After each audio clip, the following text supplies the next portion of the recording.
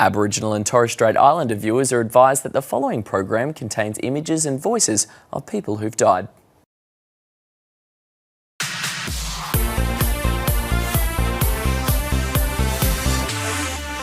Hey, Amelia here. Thanks for joining me for BTN. Coming up today, how one word spoken 10 years ago is still being remembered. The reason everyone's making a fuss about Bitcoins. And why some people are gearing up to celebrate New Year's in February. All that and more soon. But first, there's been a lot of discussion over the past couple of weeks about some top secret documents called the Cabinet Files. They were found in 2 filing cabinets sold in a second-hand furniture store, but they've caused a lot of controversy. Here's the full story. The following is based on actual events, but a lot of stuff has been changed.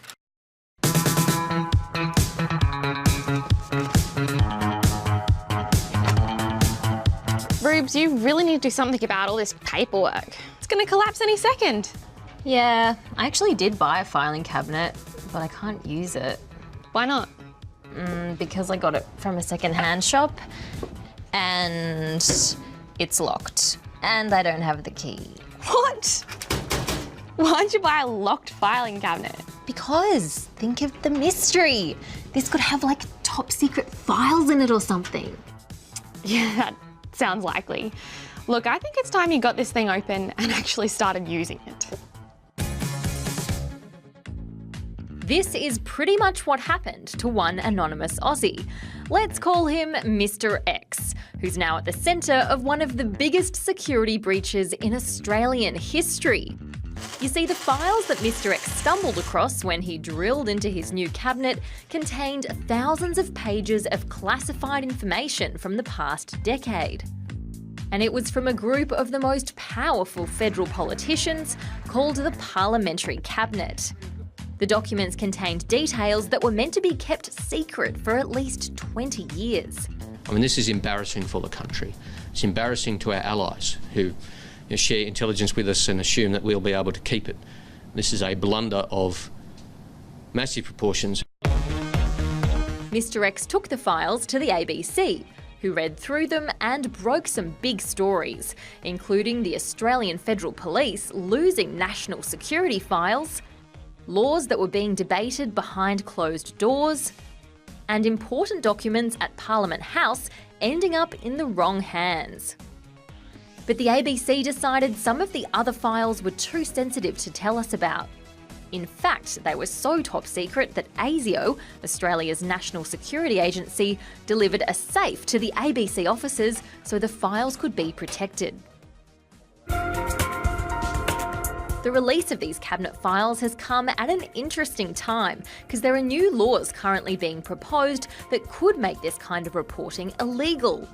The proposal by PM Malcolm Turnbull is aimed at cracking down on foreign spies, but some journalists and lawyers say that could extend to the media too. They argue that the journalists who published the cabinet files could have faced jail time if those laws were in force now. After some serious negotiating, the files were eventually given back to their original owner, the Department of the Prime Minister and Cabinet. Malcolm Turnbull also announced an urgent investigation into how the files managed to find their way to the second-hand shop in the first place. So this kind of stuff doesn't happen again. Ruby! Sorry. Oh, hello, yes. I need to speak to your best journalist, please. Which of the following is the highest level of classification in Australia? Is it confidential, secret, or top secret? The answer is top secret. Today marks 10 years since former Prime Minister Kevin Rudd said sorry to the stolen generations. Here's why it was such a big moment for the families involved. For the pain, suffering and hurt of these stolen generations, their descendants and for their families left behind, we say sorry. To the mothers and the fathers, the brothers and the sisters, for the breaking up of families and communities, we say sorry. And for the indignity and degradation thus inflicted on a proud people and a proud culture, we say sorry. 10 years ago on this day, the nation stopped to watch Kevin Rudd, Australia's Prime Minister at the time, apologise to Aboriginal and Torres Strait Islander people for the stolen generation. As Prime Minister of Australia, I am sorry. On behalf of the Government of Australia, I am sorry. On behalf of the Parliament of Australia, I am sorry. The Stolen Generation is the name that's been given to a group of Indigenous children who were forcibly removed from their homes. During the 1900s, the Australian government took almost 50,000 Indigenous kids from their families and their homes. They were put into missions, orphanages, or with white foster families. At the time, the government had policies in place that forced kids to reject their Indigenous heritage and adopt white culture. Their names were often changed and they were forbidden to speak their traditional languages. The removals caused a lot of pain for Indigenous people. Then they took the children away, took the children away. The removals continued up until the 60s, when there were big protests and people began campaigning for Aboriginal people to be treated better. And in 1969, the government stopped taking away Indigenous kids, and Australians started learning about the impact the stolen generations actually had. Breaking our mother's heart, tearing us all apart, took them away. We were a family of 8. We lost everybody. We lost each other. We lost our grandparents. My aunts were looking for us. My aunts were knocking on doors and ringing the welfare. We lost our whole family. They changed our names. They changed our whole heritage, our identity. In the 90s, there was a big investigation into the forced removals. It became known as the Bringing Them Home Report. And that report included a recommendation that the current government apologise for the laws and policies that were put in place by previous governments. It doesn't take that much to say you're sorry. But it wasn't until 2008, when Kevin Rudd became Prime Minister, that Indigenous people heard these words. As Prime Minister of Australia, I am sorry. After the speech, there was a huge reaction.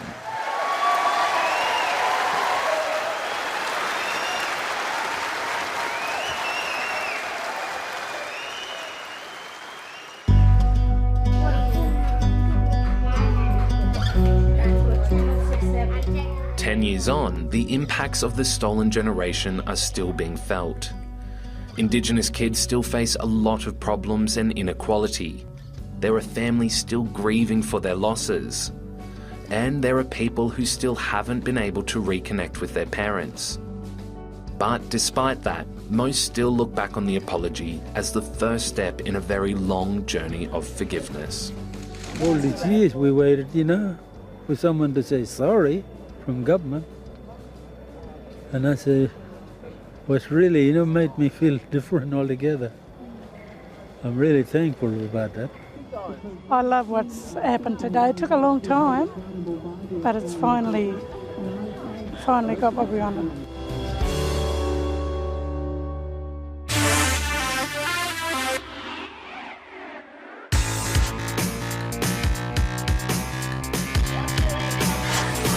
First up, a royal commission's begun, which is taking a look at the way Aussie banks do business. Our banks have been caught behaving badly in a bunch of big scandals over the past decade, for things like giving bad financial advice and putting their profits before their customers. They've paid more than $1 billion in fines, and now the Commission's carrying out a big investigation that will last at least a year. Queensland's been hit with some wild weather over the last few days. There's been an intense heat wave and a massive thunderstorm on the weekend left 60,000 people without power. There was hail, lots of lightning, and trees ripped out of the ground. One of the world's most famous skeletons is going on tour. Dippy the Diplodocus has been wowing visitors at London's Natural History Museum for nearly 40 years. It's probably, I'd say, after the Mona Lisa, the most famous museum object in the world. But now he's setting off on a trip around Britain that'll continue until 2020. Those bones might look fragile, but don't worry, they're just a replica of the real deal. And finally, puppy love has taken over Peru ahead of Valentine's Day. Dozens of doggos tied the knot at a massive pet wedding. There was cake, fancy dress, and plenty of photo ops. Impossibly cute. Next up, we're taking a look at cryptocurrencies. You might have heard of one of them called Bitcoin. It went up and up in value before it crashed back down soon after. But what actually is cryptocurrency and how are they different to regular currencies? Take a look. Welcome to the world's newest and most exciting currency, set to revolutionize money as we know it. Introducing Natcoin. Any questions?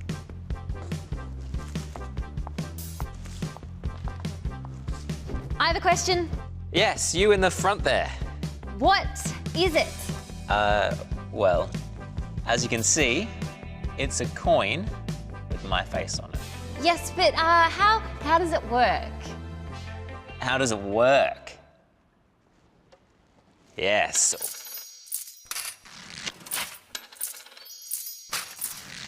Okay, you need a bit more than a fancy logo and a very impressive, well-respected name to create your own currency. But in recent years, lots of people really have created their very own money. Currencies that only exist in virtual form, but can be used and transferred around the world. And the biggest and most well-known is Bitcoin. Bitcoin was invented in 2008 by a programmer who wanted to create a system of money not controlled by governments or banks. Bitcoin works, in theory, like an online version of cash.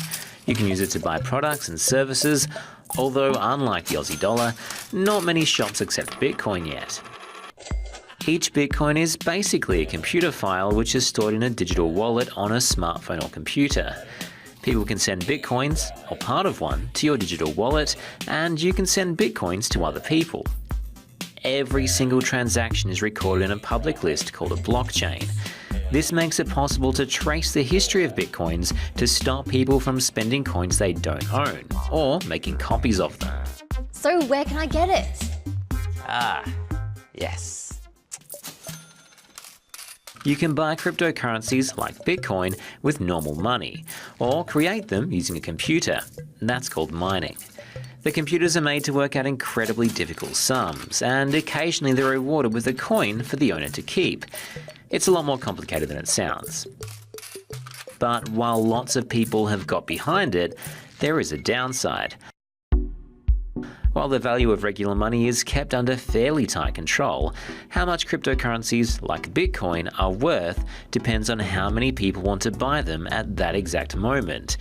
And that's what all the fuss has been over recently. The price of Bitcoin spiked hugely towards the end of last year, but has been dropping ever since. It means people who got in really early have seen an incredible return on their investment. But some who bought Bitcoin later have actually lost a lot of money. So why should I buy Natcoin? Yeah, you should definitely buy Natcoin. It's a good question. Although it's not always stable, some people like the cryptocurrencies aren't regulated by governments. But there are concerns they can be used by criminals who want something that's harder to track than traditional money. Bitcoin's even been banned in some countries. But despite that uncertainty, cryptocurrencies still have a lot of supporters. And while some virtual currencies have come and gone, others seem like they're here to stay. So, who wants Natcoin? Have you got a question about cryptocurrencies? Ask me live on Friday during Ask a Reporter. Head to our website for all the details. Our poll this week asks whether you think cryptocurrencies will take over from regular money one day. Tell us what you think on our website. Meanwhile, here's the results from last week's poll. Thanks for voting.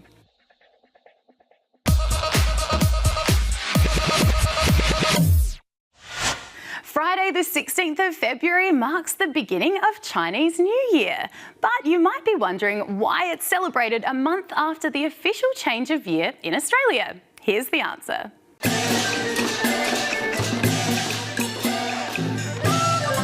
This week, you might notice a lot of people getting ready to celebrate the new year.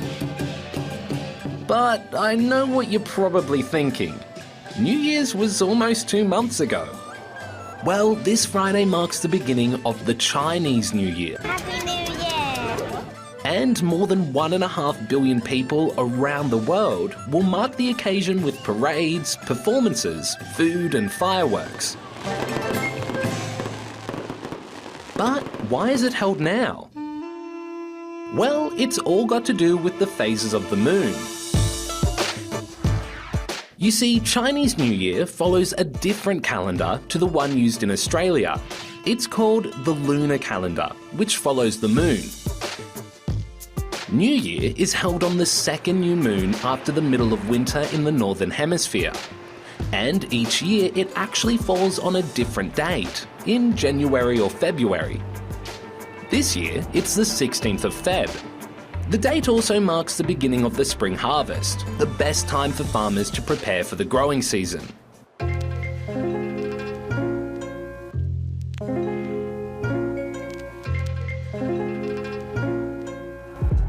Each Lunar New Year in China is named after one of 12 animals of the Chinese zodiac. According to legend, when the gods decided to create this system, 12 animals argued about who should go first. So the gods held a race to decide which animal would be first, and the rat won. Each year the animal changes in the order that they finish that race. This year will be called the Year of the Dog. And the Chinese zodiac suggests that if you're born into the year of a certain animal, you take on its characteristics. For example, rats are seen as cunning, a tiger is seen as brave, and a dog is seen as being lucky. A lot of the traditions that take place during Chinese New Year, like hanging red lanterns and setting off fireworks, are believed to come from an ancient story about a beast called Nian. Every year at the end of winter, Nian would apparently emerge from the mountains and terrorise people. Until one year when an old man came up with a plan to scare off Nian. The villagers hung out red lanterns and banners, banged on drums and set off fireworks. It was believed that the loud noises and the colour red would scare Nian away.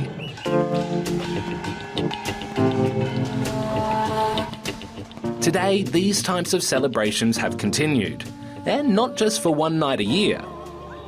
It's actually celebrated over 15 days, with dragon dancing, giving money to kids in red pockets, and plenty of dumplings to eat.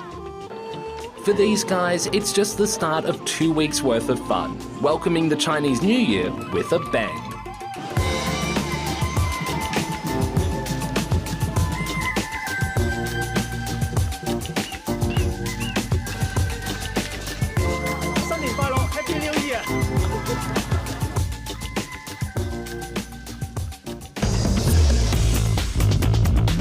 Which of these is not a word used to describe the phases of the moon? Is it waxing, shrinking, or gibbous? The answer is shrinking.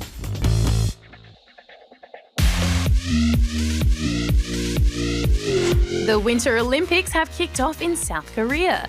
Scotty James led the way for Australia in the opening ceremony. After that atmosphere and all that just happened, I think it's going to be awesome to use that energy into the week. 2 Aussie women reached the final 6 of the moguls for the first time in history, but both narrowly missed out on medals. Britt Cox, the 2017 world champ, finished 5th, while 19-year-old Jakara Anthony beat all expectations to finish 4th. It's been pretty unreal. I'm very excited and I'm so happy right now with my result, and the way I skied today, I'm really happy with that, even regardless of the result. Melbourne City will get the chance to make it 3 W League titles in a row after they upset the Brisbane Roar 2-0 in Queensland. Roar finished top of the table in the regular season but couldn't get it done against Melbourne. Melbourne City will take on Sydney FC this weekend for the title. And finally, an Aussie has won the Empire State Building run-up for the 9th time. Basically, people come to this super famous building in New York and race their way up 86 floors. That's almost 1,600 steps. Susie Walsham is particularly good at it. This is her 6th win in a row, but she said her body is still suffering a little. Finally today, some kids with a vision impairment in New South Wales recently got a surfing masterclass from a record-breaking Paralympian. Let's check it out. Aussie beaches are pretty iconic. Waves, flags, and seagulls trying to eat your food. Oh, also surfers. Lots of surfers.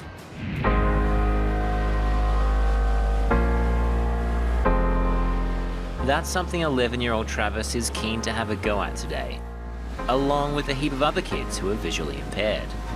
I'm blind in this eye, and I've had that for all my life, and I'm kind of just used to it now.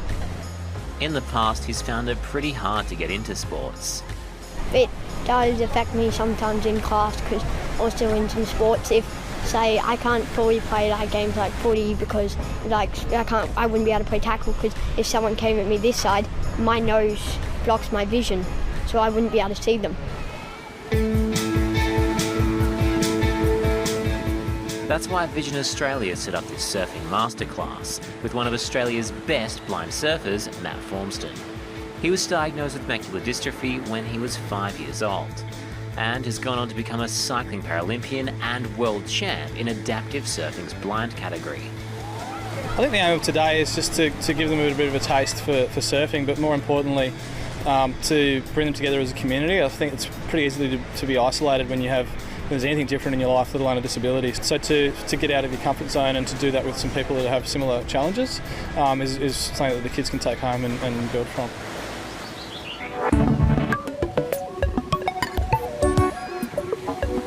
He reckons surfing is a great sport for visually impaired people because they can use their other senses to feel the waves and feed off the ocean. For me, I've been surfing since I was sort of 5 years old, and I've just learnt to feel the wave, and even paddling out the back you can hear the wave coming towards you, you can feel when the water sucks as the wave comes, so I know when to duck dive, so I can time my duck dives based on feel and sound. So there's a lot of feel in the ocean, and there's a lot of sound in the ocean, so you can use other senses rather than just being reliant on sight. And learning from the best has definitely helped Travis.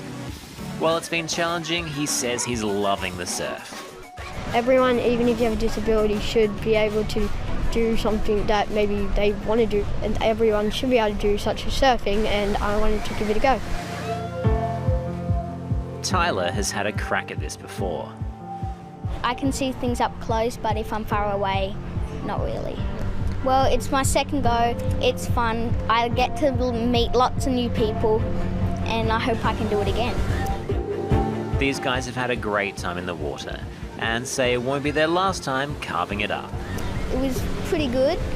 I was pretty happy when I got to stand up on the board.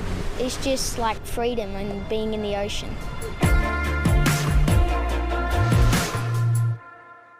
And that wraps us up for another week, but you can always head to our website to let us know what you think about any of our stories. And I'll see you next week for more BTN.